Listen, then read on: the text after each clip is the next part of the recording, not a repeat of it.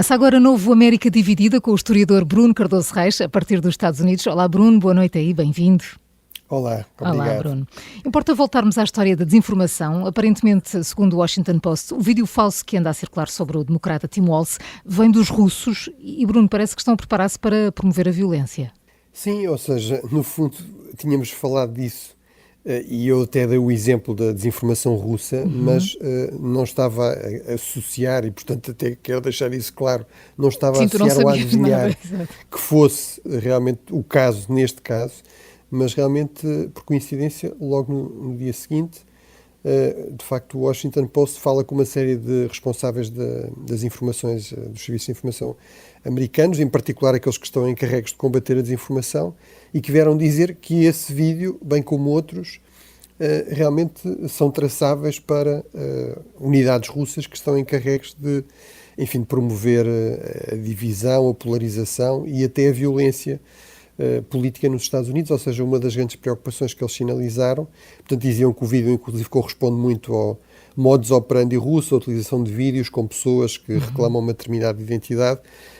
Enfim, entre várias coisas, já agora esta curiosidade meio cómica, portanto, um dos dramas que esta pessoa testemunhava era que ainda por cima nesse período de abusos os pais estavam a divorciar-se. Ele diz, bem, os meus pais ainda hoje felizmente são casados e felizes, portanto não houve nunca nenhum problema, nenhum divórcio, mas portanto eles inventam essas histórias com pessoas com nomes reais que depois podem ser traçados e portanto dão essa credibilidade. Isso é uma das técnicas que é usada, mas além disso eles estão particularmente preocupados porque encontraram indícios de que realmente eles estão a preparar-se para, no fundo, procurar promover contestação ao escrutínio, contestação aos resultados das eleições, sejam eles quais forem, e também promover, no fundo, a contestação violenta a esses resultados. Ora, nós sabemos que os Estados Unidos têm uma transição muito longa, não é? Têm eleições no início de novembro e depois só em janeiro é que toma posse o novo presidente. Entretanto, há uma série de passos que têm de ser tomados nos vários estados e depois a nível federal para certificar as eleições e, portanto, tudo isso poderá dar pretexto ou poderá facilitar, no fundo, aqui estas ações da parte da Rússia, mas também de outros atores. Eram referidos o Irão e a China, embora a Rússia apareça sempre como destacada. Mas voltamos a um ponto que eu referi ontem, que é isto também é eficaz porque, infelizmente, há quem nos Estados Unidos esteja tão radicalizado e tão polarizado à direita e à esquerda que está disposto a aceitar, por exemplo, a possibilidade do uso da violência como algo legítimo na política. E, portanto, isto torna o contexto muito mais perigoso e muito mais fácil de incendiar por atores externos. Olhemos agora, Bruno, para a Pensilvânia. Como é que estão as sondagens e a campanha neste que é um dos estados decisivos e onde Trump tem procurado mobilizar o eleitorado e não está sozinho? Ainda esta semana falávamos de Elon Musk. Bruno, mas porquê é que importa tanto este estado? Bem, porque a Pensilvânia é o quinto estado mais populoso dos Estados Unidos, tem uma população maior do que Portugal, só este estado, 13 milhões.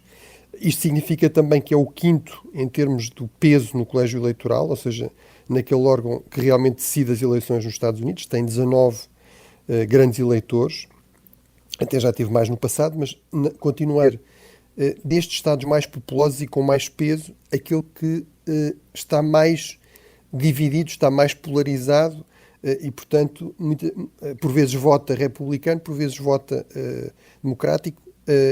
Nas últimas três eleições, nas últimas eleições em 2016, 2020 e nestas em 2024, provavelmente será o estado decisivo. Foi o caso em 2016, foi o caso em 2020 e tudo indica que será o caso novamente assim, novamente este ano e, portanto, isto significa que os candidatos têm um enorme incentivo para realmente fazerem o máximo de esforço para conquistar votos na Pensilvânia. É por isso que vimos o Donald Trump, falámos daquele episódio do McDonald's e as batatas fritas, foi aqui na Pensilvânia. Falámos, por exemplo, daquela sessão também da Liz Cheney, uma dissidente republicana, e da Kamala Harris, também foi aqui nos arredores de Filadélfia. Portanto, realmente é um estado que os dois partidos consideram que será fundamental. Não é por acaso que o Elon Musk aparentemente se mudou para a Pensilvânia e está a fazer aqui também uma campanha muito ativa, porque realmente consideram, e nisso parece haver consenso, que realmente será um estado decisivo, será o mais decisivo destes 7 estados oscilantes destes swing states para o resultado agora. Tu agora estás em 2024. Filadélfia, não é, Bruno? Exatamente, sim, estou aqui não é a capital, mas é a principal Exato, cidade. sim. É uma cidade que é esmagadoramente democrática, mas onde os democratas têm estado a perder em todas as eleições essa vantagem. Apesar de tudo, ainda estamos nos 81% em 2020, mas realmente isso é um problema porque muitas vezes a Pensilvânia é caracterizada como o somatório de Filadélfia e de Pittsburgh, que são as duas grandes cidades, os dois grandes polos económicos, que estão em dois extremos, Filadélfia junto ao Atlântico e depois Pittsburgh no interior, e de para meio está o Kentucky, ou seja, um estado também muito rural, com muitos municípios rurais, com muita população, ou municípios desindustrializados, ou seja, que eram onde havia indústrias importantes, mas que entretanto fecharam, ligadas à siderurgia, etc. E, portanto, onde também a questão do fracking agora deu um novo dinamismo a muitas dessas regiões, mas, por exemplo, é uma questão que cria uma certa hostilidade a Kamala Harris, porque ela no passado foi muito crítica do fracking, desta exploração do gás de xisto.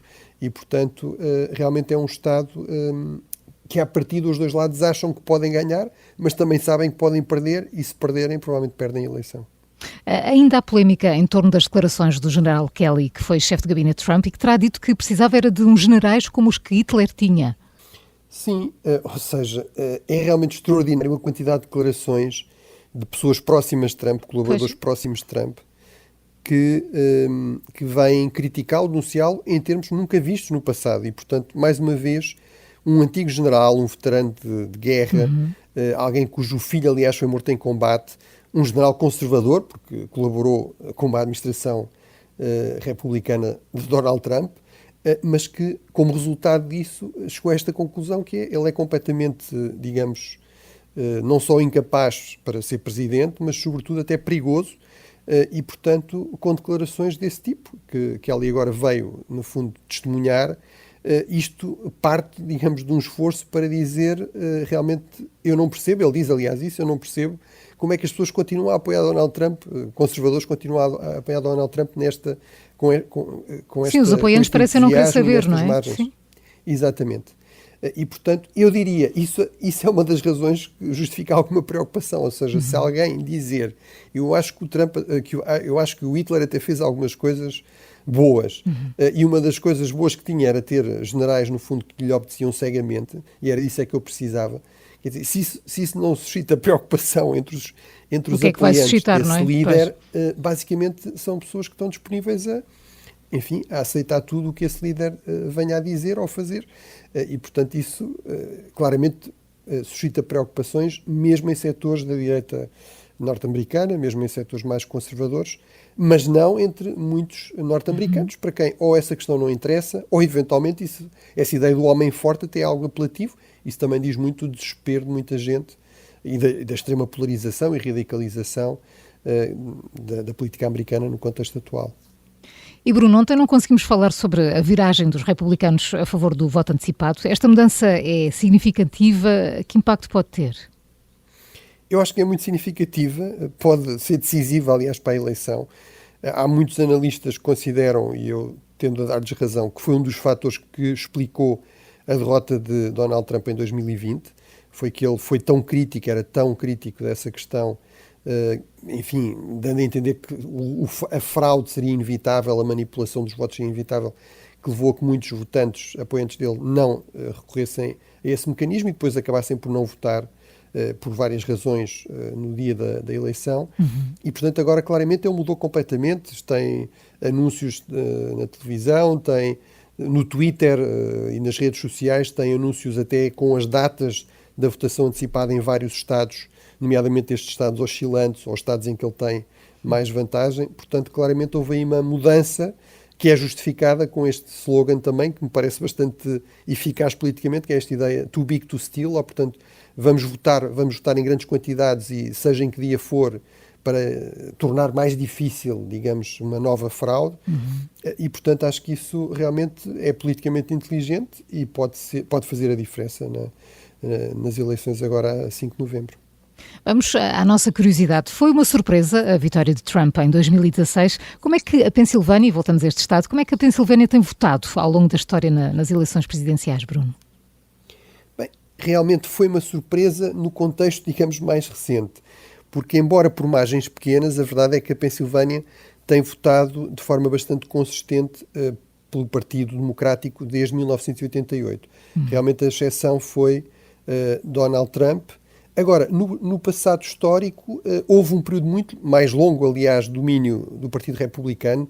A Pensilvânia, a Filadélfia, era conhecida pelas suas tradições, digamos, progressistas, liberais, igualitárias, anti-esclavagistas, portanto, muito ligado também ao peso dos Quakers, dessa tradição religiosa que defendia muitos desses princípios aqui na fundação de Pensilvânia, de Filadélfia, e, portanto, desde 1860, desde a eleição de Lincoln, basicamente até à segunda eleição de Roosevelt, portanto, até 1932, votaram sempre de forma consistente no Partido Republicano, com uma exceção que foi o Teddy Roosevelt, que era um dissidente dos republicanos, mas depois realmente votaram de forma mais alternada entre republicanos e democratas, portanto, pelo Roosevelt algumas vezes, depois por Eisenhower, etc.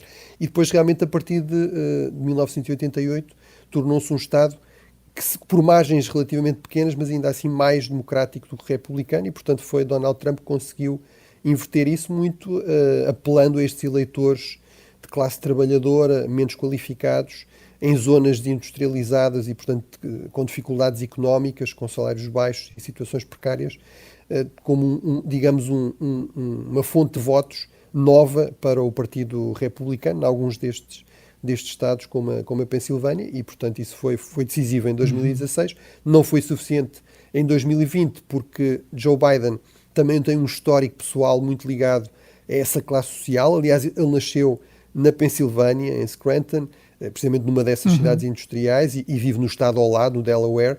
Portanto, tem aqui uma ligação grande, mas vamos ver se com Kamala Harris essa tendência se volta a verificar, não é? Essa vitória um pouco inesperada, mas que tem razões de fundo dos republicanos. Bruno Cardoso Reis, a partir de Filadélfia, nos Estados Unidos. Muito obrigada pela tua análise, Bruno. Até amanhã. Bom descanso. Obrigado.